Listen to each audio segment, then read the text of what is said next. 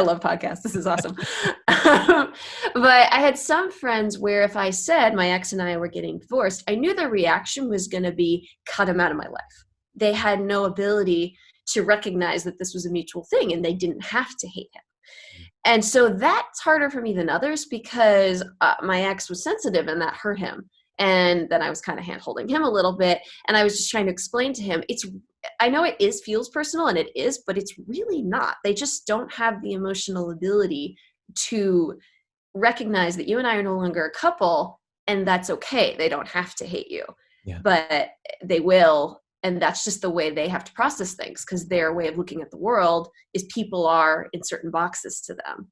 And if you leave that box, they're kind of, it's funny. It's almost like a New England mentality. I lived in Boston till I was 9. So I have some New England roots where people are incredibly difficult to become friends with. But once they're your friend, it's a friendship for life. And so it's almost like this all or nothing mentality. Anyway, so that navigating that was interesting with different friends.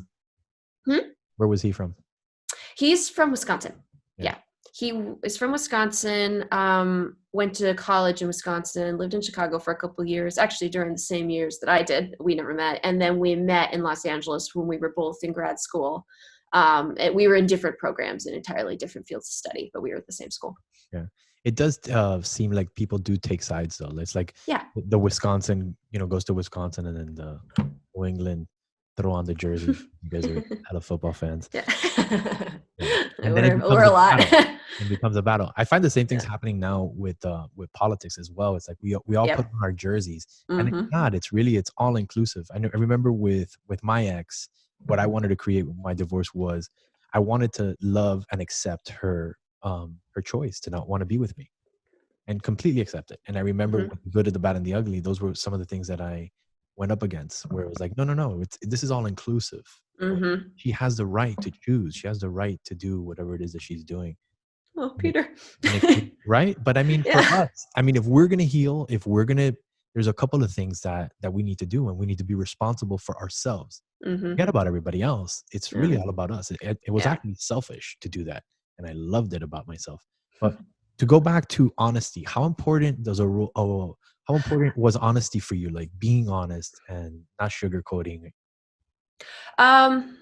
It was important for me in the sense of understanding let's see, I'm trying to think. I guess the question is honesty for whom? For myself, for others. And there's a lot of different dimensions to being honest. I'd say that honesty was most important when it came to learning more about myself and learning what is the right person for me. So there's the whole honesty of recognizing what you need to go through during the divorce to get through it and being able to be truthful about what happened and how you handle that. But then there's the honesty of moving forward and thinking about your next partner and thinking about dating down the road. And the more you can reflect on what happened in a healthy way, recognizing what the problems were from the other person's side, what your problems were, what you really deeply need on a fundamental level in a relationship, then I think that's a really healthy way to move forward and find the right person for you, if that makes sense. Yeah. It sounds like you're getting prepped for your next relationship. You took everything that you can to learn from this person and apply it to your next one. Yeah. Yeah. That's a very succinct way of putting it. I'm coming up with these answers as I say them. They're a little long-winded, but doing my best. You're completely honest and raw, that's exactly what this is about. Thank you. When it comes time to cut things out, whether it be people, situations, or whatever it is, that pops up. How did you deal with that? Like, was it something that you just noticed, like, this is not good for me, I can't do that anymore? There wasn't that much of that, actually. I had certain people in his life. I had certain people in his life who were just really good friends of him from childhood or certain family members. And I just knew up front, it wasn't even my choice. It was more of I just know they're not going to want to talk to me, or they're just going to feel a certain sense of loyalty to him. So that relationship is just done. I'm trying to think if I had anybody I had to cut out. I luckily didn't have much of the ugly. I have people who will still sneak like little passive aggressive comments in about him, but they don't do it often. They're smart enough to know that we didn't part badly, so they shouldn't try and make me feel bad about it. So I'm lucky in that sense. What was the original question? I just completely blanked. Cutting out. Oh, cutting out. I didn't have to do that much of it. The other thing that really helps, and you and I have talked about this, I'm also bi, and to be clear, that had nothing to do with the divorce. He knew that about me week one. I kind of made a rule for myself years ago that whether it's good friends or relationships, just tell people sooner than later, and hopefully you don't get ghosted. And so the reason I bring that up is that one of the things I've learned about telling people over the years is everybody has a process when they're absorbing something like that, whether it's learning something drastic like you're getting divorced, or learning reconciling with the fact that, oh, this person isn't who I thought they were, they have a different sexuality. I've been reconciling with this stuff for a long time. Like, for instance, it took us a lot of conversations and time to get to the place that we decided we wanted to get divorced.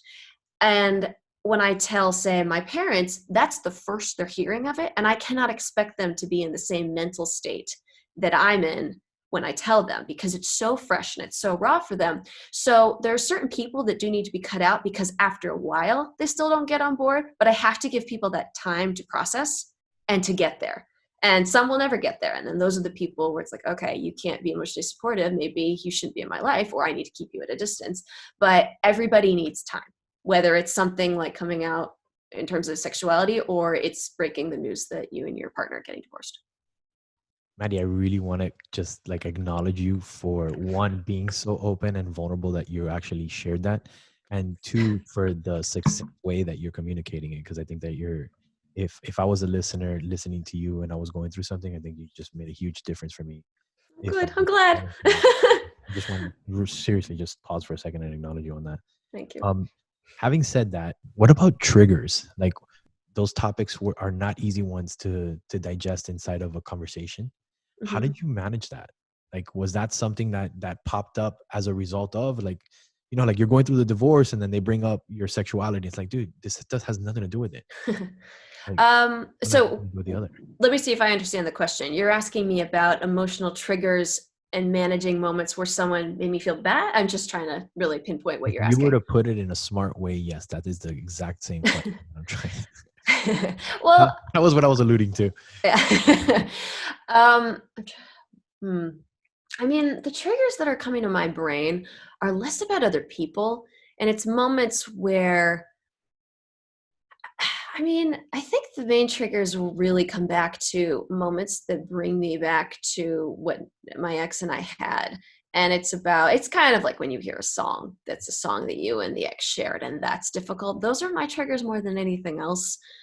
Like I said, that I'm lucky. My friends and people in my life are smart enough not to bring it up unless I want to talk about it. So I can't say that I've had too many conversations. Actually, I take it back. There's one person in my life who it's sort of they can't help but talk shit about my ex, and I do my best to navigate it and respect their opinion and say, I understand why you feel that way, and parts of this are valid, but do recognize that this part is not valid, and try and just navigate that, because I know in their mind they think it's support.